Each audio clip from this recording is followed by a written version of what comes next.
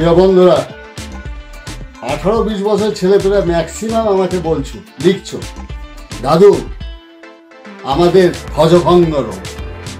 এই ধ্বজভঙ্গ রোগ কেন হবে? পুরুষ মানুষের সিংহের মতো শক্তি থাকতে হবে। যদি সিংহের মতো শক্তি না থাকে তাহলে কিন্তু কোনো নারীর কাছে যেও না, ভয় পাবে। এই ভয় থেকে মুক্ত পাওয়ার জন্য আমরা ইউটিউবে অনেক ভিডিও কিন্তু করে দেখাই।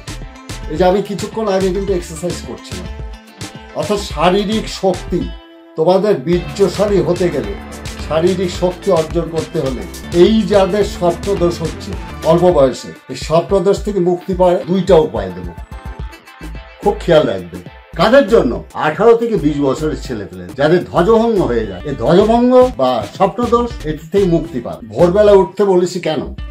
ভোরবেলা উঠলে তাহলে এই 2টা ঔষধ কাজ করবে। আজ যদি না ওঠো কোনোদিনও কিন্তু কাজ করবে না। শক্তি অর্জন করতে গেলে তোমাদের বলেইছি আগে, এক্সারসাইজ মাস্ট। পুরুষকে সিংহের মতো হতে হবে, এটি কিন্তু খেয়াল রেখো। পেশিবহুল শরীর যদি না থাকে তাহলে শক্তিও বেশি পাবে না। মানুষের জীবনে কিন্তু পুরুষ এবং নারীর 2টা কিন্তু ক্ষুধা। পেটের ক্ষুধা যদি থাকে তাহলে যৌন ক্ষুধা হবে না, আর যদি পেট ভরা থাকে তাহলে যৌন ক্ষুধা ঠিক হবে। অর্থাৎ পেট ভরলেই কিন্তু যৌন ক্ষুধা আসবে তোমার ভিতরে। দ্বিতীয়ত, যারা ধ্বজভঙ্গ হয়ে গেছে বা ইরেকটাইল ডিসফাংশন, তাদের জন্য 2টা ঔষধ আমি দেব। এটা কিন্তু ওই ভোরে না উঠলে তাদের কিন্তু কাজ করবে না, এটা খেয়াল দেখো।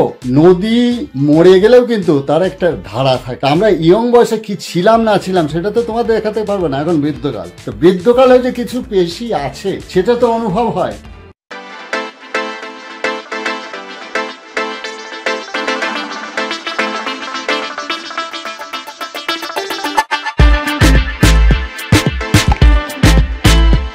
দাদুর চেহারা দেখে বলছে দাদু তোমার মতো হব।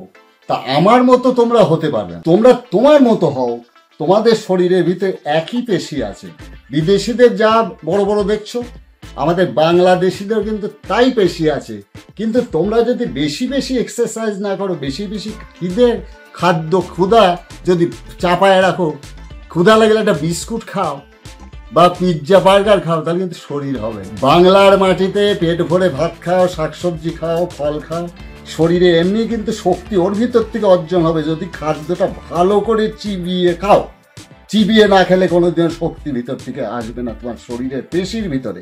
পেশি কোষ, এই কোষের ভিতরে কিন্তু শরীর শক্তি ধরে রাখে। তোমাদের একটা কথা বলি, বারবার করে বলছি, এই বলা কি জন্যে?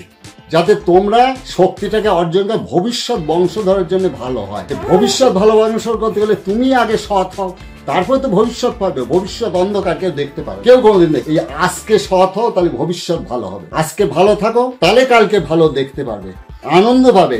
এই দাদুর আনন্দটাকে তোমাদের ভিতরে বিলিয়ে দিচ্ছি। আমি কেন আসি? তোমাদের যাতে ভালো। তোমাদের বলেছি যারা ধ্বজভঙ্গ হয়ে গেছে, এই 2টা ঔষধ আগেই বলেছি যে ভোরবেলা যদি না ওঠো তাহলে প্রত্যেকটা দিন, তাহলে কিন্তু এই ঔষধে কাজ করবে না। এটা হচ্ছে শিমুল মূলের চূর্ণ, অর্থাৎ শিমুল মূলের গুঁড়া, আর এটা হচ্ছে অশ্বগন্ধার গুঁড়া। এই 2টা হাফ চামচ প্রথম ডোজ, হাফ চামচ এবং দুধ 1 কাপ পরিমাণ, হালকা গরম অবস্থা সকালবেলা মধু সহকারে গুলিয়ে খেতে হবে তোমরা যখন টিফিন করবে তার আগে। তাহলে তোমার কাজ করবে। কিন্তু কাজ তখনই করবে যদি তোমার পেটের হজমের শক্তি যদি না থাকে। দুনিয়ার হাজারো ওষুধ খেয়ে তোমার কিন্তু রোগ নির্মূল হবে। দাদুর কথাতে একটু সাবধান হও। আর আমাদের ইউটিউবে যেসব ভিডিও দেওয়া হয় তোমরা সাবস্ক্রাইব করবে, এবং আমার যে চ্যানেলে তোমাদের সাথে যুক্ত হওয়ার জন্য নাম্বার দেওয়া আছে, হোয়াটসঅ্যাপ নাম্বার দেওয়া আছে, প্রত্যেকটি ভিডিওর নিচেই কিন্তু দেওয়া আছে। তোমরা যোগাযোগ করবে। অবশ্যই দাদু আছে তোমাদের জন্য যতদিন জীবিত। ভালো।